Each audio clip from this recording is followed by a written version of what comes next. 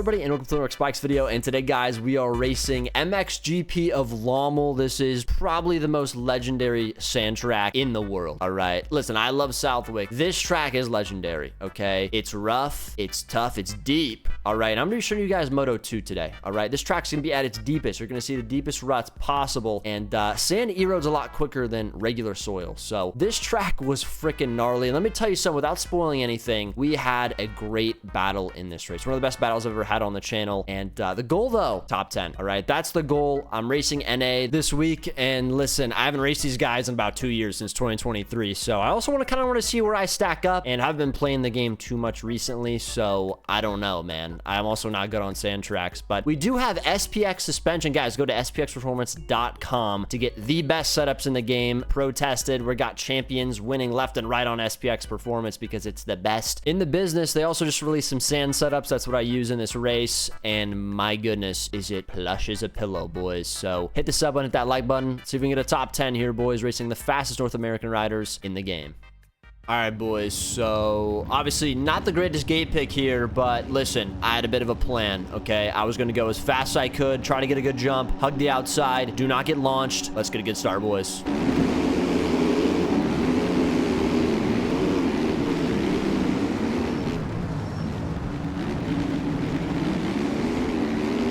Honestly, could not have drawn it up much better than that. You can see here, this guy, Tiro, almost murders me. I got really scared there. But anyway, we're out. We're in a good spot. We're not on the floorboards. That's what you want to see. About the opposite of what happened in my first race. So you can see the track, obviously very eroded. It's going to get a lot worse throughout this race. Honestly, towards the end of this, I don't even know how we were even riding around this track. But it is kind of hard on the first lap to kind of get used to this track being eroded, since, you know, we take about a 10-minute break in between the first moto and the second moto. So you kind of forget where the holes are and where the viable ruts are at, so you kind of got to relearn the track really fast and then get up to your race pace. But so far, great position. Keep it on 2 wheels, boys.